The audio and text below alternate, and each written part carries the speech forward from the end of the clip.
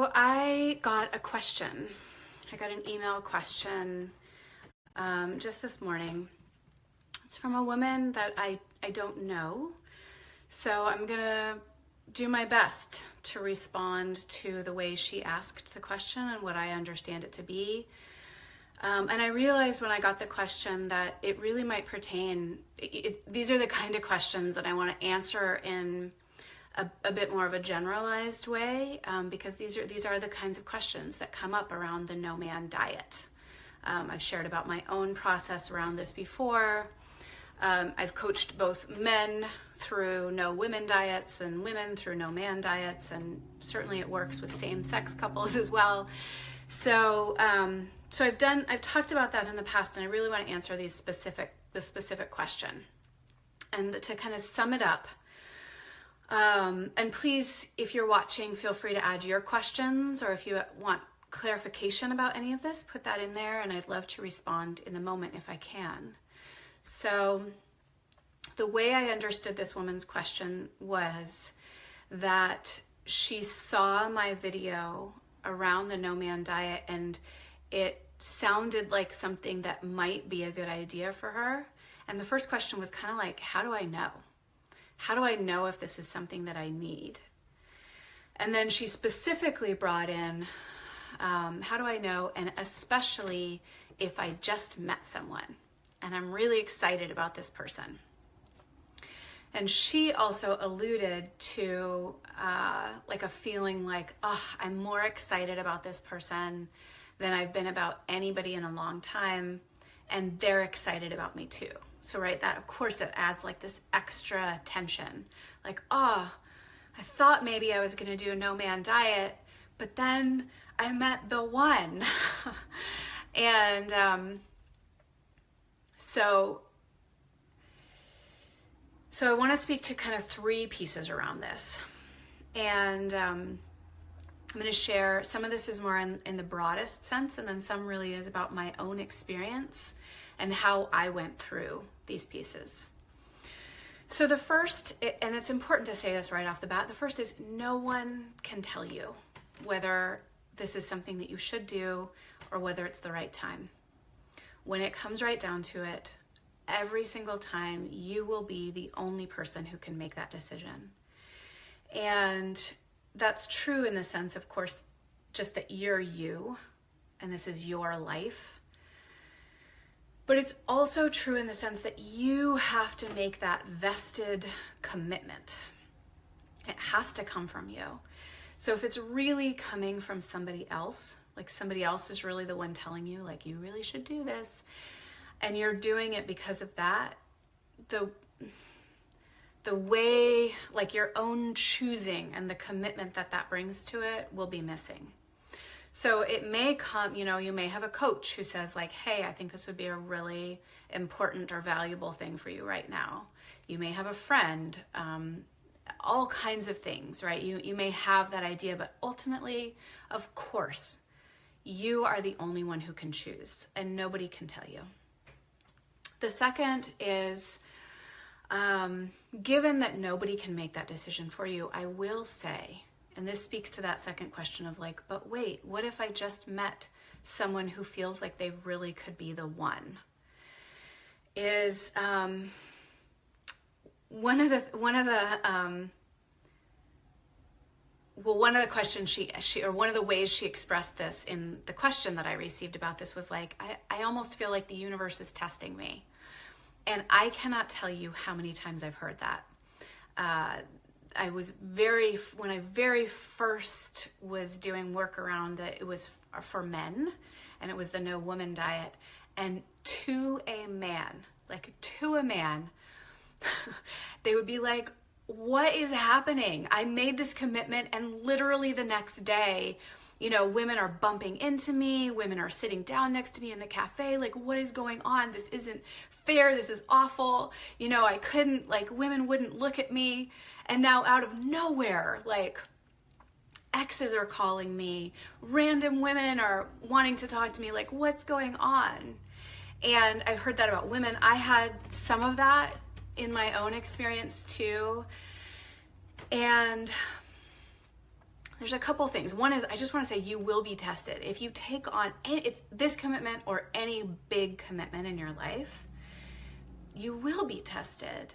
And some of that is, the first part I want to say about that is some of that is, I believe that there really is this sense in the universe that when we truly like put a stake in the ground, it's magnetic. It's actually like physics. It's literal physics. And as soon as we create like a really deep and strong container around something, it's actually a magnetic force. So if it's around dating, men, women, it will actually magnetize that to us. And people are genuinely attracted to, this is kind of a secondary piece to that, but people are actually attracted to someone who doesn't need something, who has made a declaration to the universe, like, I am going to let go of my need for men or my need for women or my desperation for a relationship. I'm actually letting that go. It will literally magnetize people because people are attracted to not the pretend I don't need anything, like playing games, but the genuine, even if you still feel like you need it, that some commitment, when you actually make a commitment, it's felt energetically. The other part is that when you put that much attention or awareness on something, you will start to notice all the places that it's showing up. So sometimes it's genuinely true. You know, you say no man diet and like men will show up. And some of that is you'll start to notice where they're showing up because you've made a commitment to not engage in that way. So yes, there is a real truth to you will be tested. In addition to that though, and again, I want to say, like, I can't say for you, no one else can say for you whether, you know, you should follow this relationship that just showed up or it's time for like a no man diet. That's a personal decision. I will say that what I see in the clients I work with and what I deeply, deeply, deeply felt in myself was that if we really want to shift our deep, deep patterning, we actually have to be willing to give something up. And what I mean by that is it's less about like you have to give up this man, but a part of us will actually die, and we'll experience that in different ways. But there is, when we truly stake a claim around shifting a pattern that's old, that's deep, that's had protective mechanisms for a long time, or that's connected to something very deep like our romantic, intimate, sexual relationships. This can happen around money too, right? Like things that are just deep.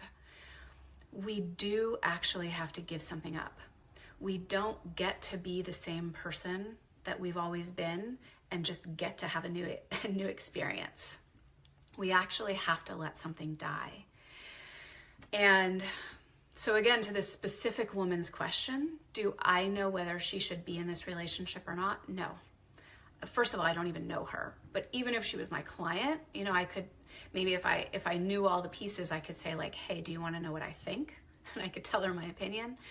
But ultimately, that's a personal decision. But I will say that for me, when I made this commitment, there was a part of it where I actually had to let go of possible relationships.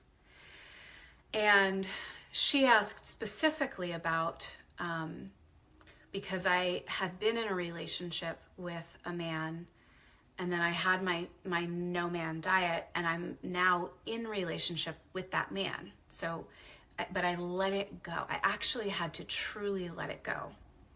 And I'm going to talk to some of the specifics that are personal to me because I think they're important. But I also want to say I made a very conscious decision that, because there were some very specific moments where I realized like I might lose this relationship as a romantic, intimate partner. And it was actually true about him. There were two, maybe three men that was true about, where I had been in intense relationship with them, and in taking on this commitment to myself, there were clear moments that they were conscious, where I really felt the place like, oh, what if I lose them? And I very clearly, like, I turned to that part of myself and I said, if making this commitment to myself means I have to lose the relationship, then it wasn't meant to be. And I believe that.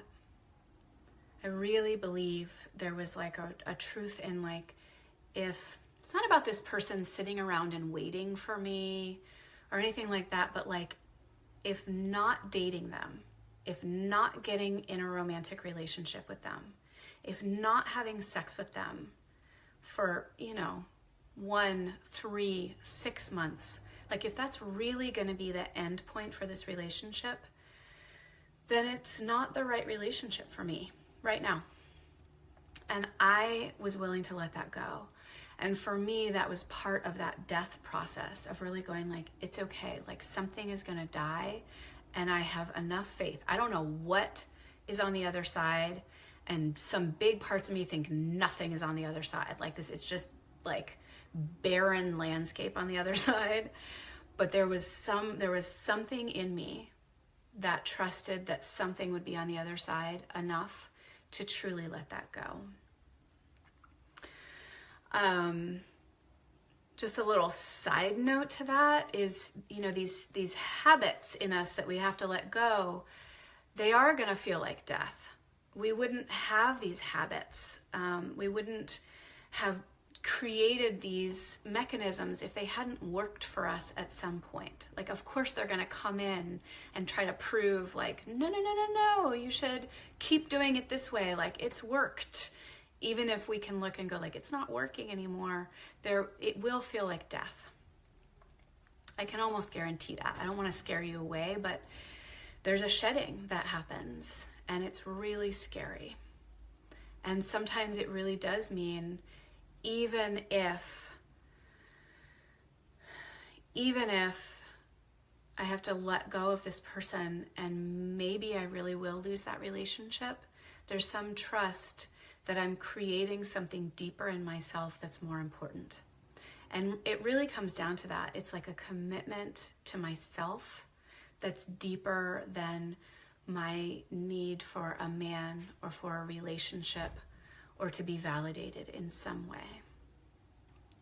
So she brought up this specific question around, maybe I had referenced before, around that I made it clear to it was a man I had been dating. We totally broke up, and then I went on my no man diet, but we were still in connection. And a big part of the reason we were still in connection is that we have a child together. So it's in some ways, of course, that makes it harder because we were forced together, even at times when we might have been like, I don't fucking want to be near you. And then it makes it easier because we were forced together, right? So we didn't have to, there was a way we didn't have to navigate, will we be in connection or will we not? Because we were inherently in connection. So I just want to check in. So Shay, what was the extent of our relationship during the diet? So there were some different ones. So the man who's now my partner, who was the father of my child, I mean, we got together for family time. We needed to get together also one-on-one and have like conversations about our daughter. We needed to talk finances. There were like these things, but I think also partly because of the family time, like it threw us together in ways where then we were navigating, how do we be together? And I think it would be harder if it wasn't about family. There would need to be some like really strong agreements that would be set up around, why are we getting together if we're not having a romantic relationship? And in all likelihood, again, this is very personal and it's going to be unique to each situation, but in all likelihood, if there's been a romantic connection and then separating from that, and especially creating structure around something like a no-man diet, there would probably need to be some time where it's like, we're not going to get together because we're too much in the habit of getting our needs met from each other in this way. And we need to find out what happens beyond that. And container could be created in the knowledge of like, we're going to connect by phone at this date. And we're going to go out to lunch in a public place at this date. You know, I'm not inviting you over in a way that, I mean, I would say this was a place that I got tested, was that my now partner at that time, you know, ex, he needed to come over in the night after the kids were asleep so that we could handle things that we needed to handle about our family life and logistics and schedules. And we had a really strong habit of like him coming over and us being sexual, and that's how we created connection. And we would often do that in order to have like good conversations about all the things we needed to have conversations about. There was another man that I had dated, and we also had to we didn't live so close to each other, so we didn't have this like being in the same place piece.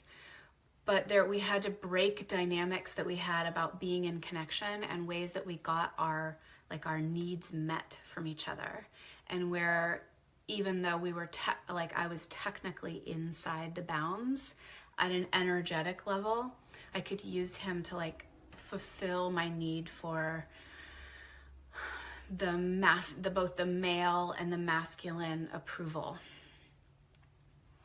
So there's a lot of structure around that. I used my friends to help me with that. I mean, I literally asked people, you know, can I have this kind of conversation? What should I do about this? How about this? So I would, you know, like ask the people who you trust around you and then follow their advice. So often we ask someone and they tell us something, we go like, we don't like it. And we're like, well, I don't think they really understand. So just trust it. Trust that they actually see the situation more clearly than you.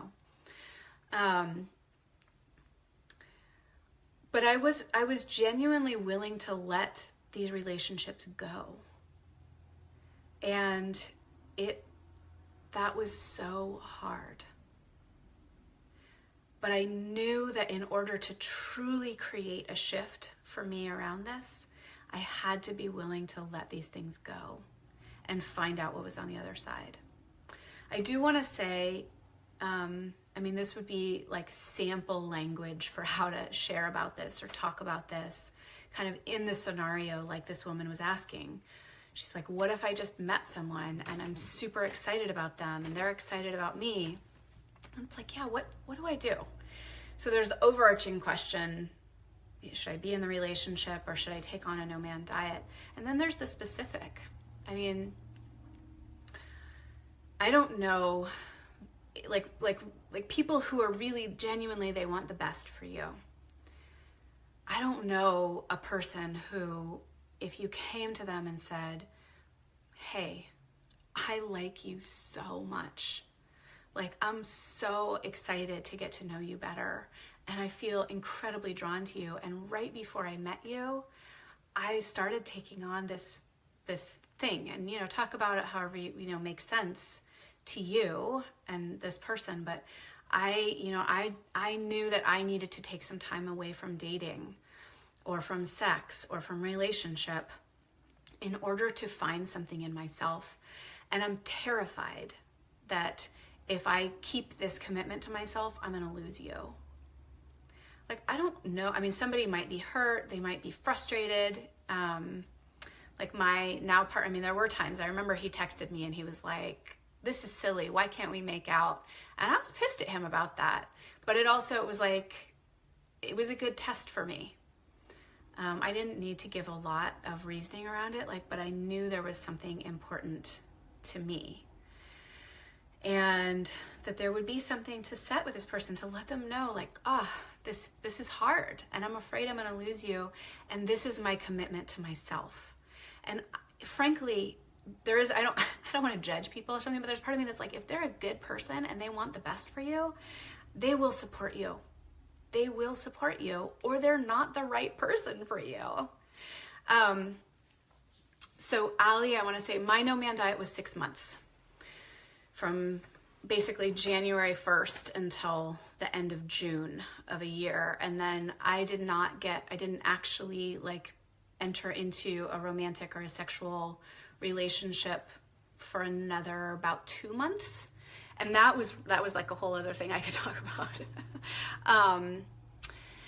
But so it was, I had a formal container of 6 months, and I mentioned this on another video I did about this, but the last like 2 weeks was some of the most intensely brutal, important time.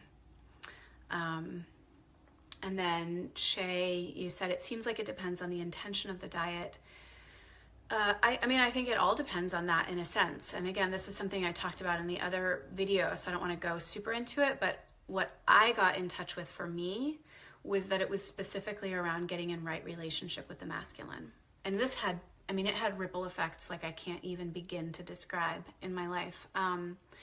This woman who wrote me this question said that she had something around specifically wanting to create a shift around how she relates to relationship or relating. And so again, that to me is something that really, it will take, if we want to shift something in how we inherently relate to being in relationship, it's going to take a strong container, and it probably will feel like death at some point, because there will inherently be old patterns that are actually dying.